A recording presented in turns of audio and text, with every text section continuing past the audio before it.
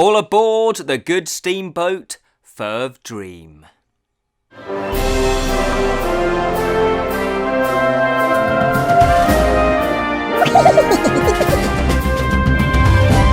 Hello and welcome to the Bottled Imp, exploring the realms of fantasy. My name is Ken Boyter and today we're going to be taking a look at George R.R. Martin's Fevre Dream. Now this book was actually suggested from a fellow imp. Her name is Audry Silva, and she suggested this because I think she'd watched our previous episode of Game of Thrones or Song of Ice and Fire, and it tied in with actually what I wanted to do because I did want to take a look at more George R.R. Martin novels because, a little bit of spoilers, I loved Game of Thrones. So, was it worth it? Did Audrey suggest a duffer or a diamond? Well, let's find out. So, just what exactly is the setting for Fevre Dream? Well, it all takes place on steamboats along the Mississippi River, and the date is 1857. Now, the structure of the novel actually follows each chapter is actually 1 month. So starting from, I think it's April 1857, and it goes right through to, I think, about 1870. But I think there are a few years that are skipped. Anyway, the story concerns a steamboat captain and an owner of steamboats, and his name is Abner, if that's how you pronounce his name, A-B-N-E-R, Abner. Abner, yeah, that's it, Abner, it must be, it can't be Abba, that's something completely different. Abner Marsh, and he owns, at this point, when we join the story, his story, he's actually down on his luck. He has owned, I think it's 2 or 3 steamboats that have been, quite successful, and he's, quite a successful businessman and captain, but he is down on his luck. He's only got 1 steamboat left, and I think he's going through some, tough times in his life, not only financially. And that's where we first meet him, and he's actually going to visit a stranger.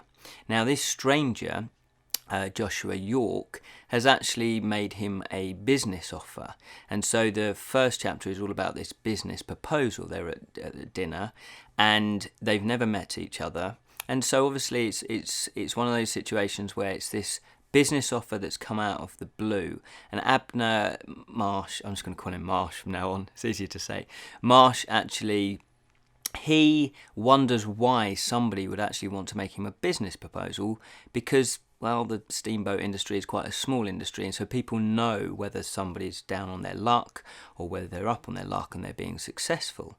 So he's intrigued. He goes along mainly just to see what this offer is all about. Now, Joshua York seems to be a wealthy man because he puts this business proposal about if he funds a steamboat, will Captain Marsh manage it? Will he run it and actually be the captain on this steamboat? And the offer seems too good to be true. So this guy is going to bankroll a brand new steamboat, and he's got lots of money, so it can be a big, fast, the most opulent steamboat there is on the river. Now, it does come with a catch though, and at first it seems like a very small price to pay. Joshua says to Marsh, just let me be on board. I'll be a captain as well, but I'll kind of be like a silent partner. And I'd like to also learn how to pilot the actual steamboat. Apart from that, don't ask me any questions about my routine, about my habits, about what time I sleep, what time I get up, what I eat, anything like that. That's all you have to worry about is you just run the boat like you normally would do. Now you see, Marsh is obviously a little bit sceptical about this, but it's an offer that's too good to be true. He's always dreamt of owning a really fast steamboat, and that's his dream. And that brings us on to the themes of the book. First and foremost, it is about dreams and ambition. It's about, taking opportunities in life that come your way that sometimes do seem too good to be true. So again, it's what price do you pay to try and fulfill your dreams and your ambitions. Now, the other themes in there is there's the nature of being human. Now, that sounds a bit bizarre. And it's all about humans and actually their habits and the way they treat other humans as well, because running along this book is the slavery issue as well. So back in 1857, slavery was still legal, and it's also about the nature of how fellow humans treat other fellow humans and other races. Now, it's not massive spoiler, this, what I'm going to say now, because it does happen in chapter 2. It is quite a nice surprise, though, because it turns out that this book is also about vampires. Oh yes, vampires. And consequently, if you're going to deal with the nature of what a human is, a good way to do that is, well, what isn't a human? What is something else? So a vampire is like a human, but obviously they've got different traits. And so it starts to explore vampires, but it does it from a really clever way. You start, because it starts talking about the vampires kind of from their point of view, you start to see, actually, they've got a point. They're just fulfilling their nature, their destiny. If they happen to drink blood and they have, this thirst for blood, well, can they be blamed for that? Should they be hunted for that? It's like a lion or a tiger. That's what they do. So it has a really good storyline where the vampires, and a bit of their history and what is myth and what isn't myth and how they've had to survive, and try to seep into the background of humanity.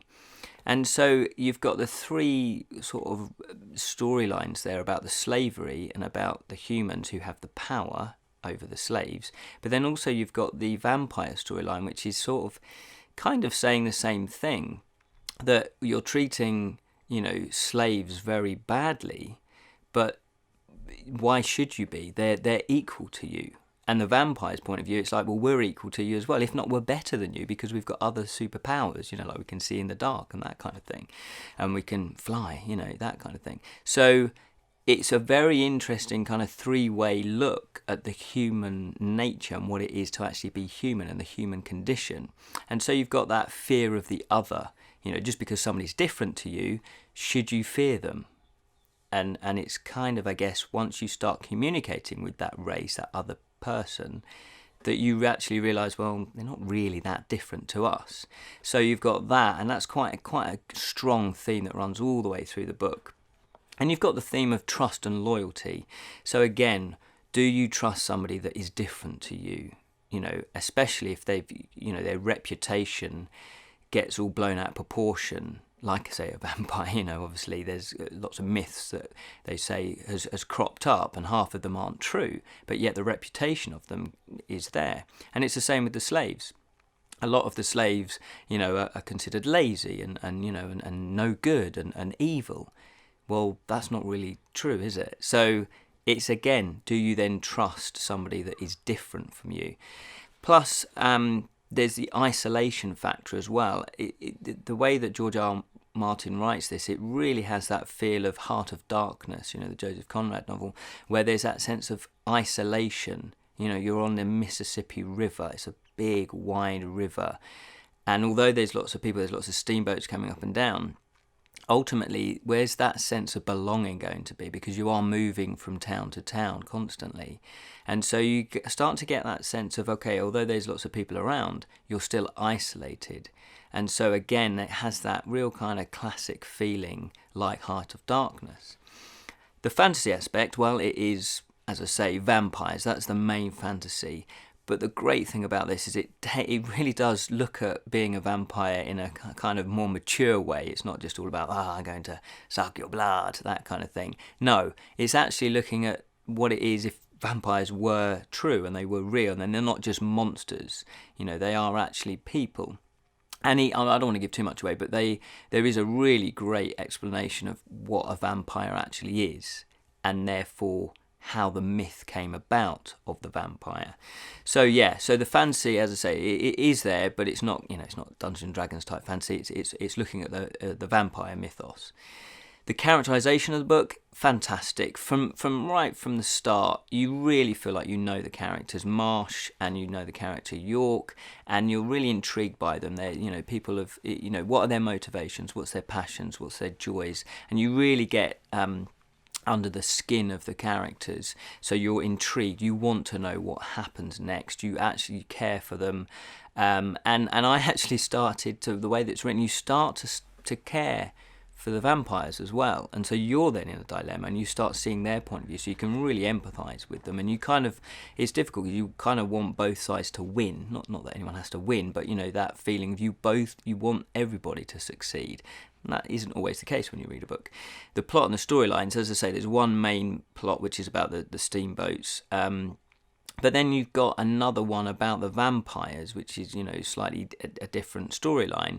And then it's well, how do they merge? How do they actually convene?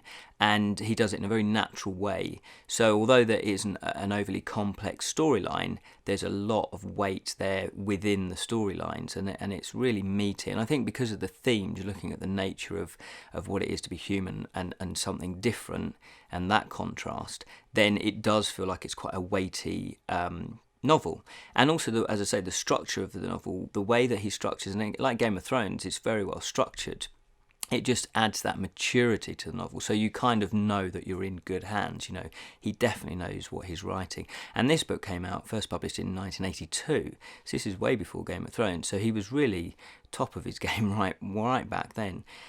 Overall, I absolutely adored this book. I thought it was really mature. It really does examine the whole vampire mythos in a way that I've not read too many vampire books, that I don't know if they've really gone to this extent. They probably have, but it just feels like you're learning something new about them, but it doesn't dismiss the myth. It kind of explains why people think what they think about vampires. So there's something really satisfying about the novel, and the way it all kind of ties up, and the way it finishes, and the way it wraps itself up. You just sit back and go, yeah, mate, I really enjoyed that. I kind of want to reread it, or I want a sequel to this, And interestingly enough, in 2010, they did do a 10-issue graphic novel series of the book, an adaptation. And I thought, yeah, I can see that, because the way that the writing is, it's very pictorial. It really, really makes you believe that you're on the Mississippi, and the way he describes the boat and all the action. It's a really, really good novel. So thank you so much, Audrey, for recommending this. Hopefully other people will read this and you'll enjoy it just as much as I did. Thank you so much for watching Fevre Dream by George R.R. Martin. As I say, we have done a few other reviews of his. We've done The Ice Dragon as well. That's a little mini novel for children, illustrated. Check that out. And also A Game of Thrones. And other related stuff is the Game of Thrones board game that we've done. So yes, thank you, Audrey, and thanks for watching. What I will say is, I meant to say this actually, it also reminds me of Philip K. Dick's writing. If anyone's read any of his sci-fi novels, really, it's very evocative, where you take sort of like the ordinary man and you put him in extraordinary situations. It really, provoked that feeling in me, which is a good thing. Anyway, you can check out our social media. Hope to see you next time. Take care. Remember, keep it unreal. Don't know why I'm waving.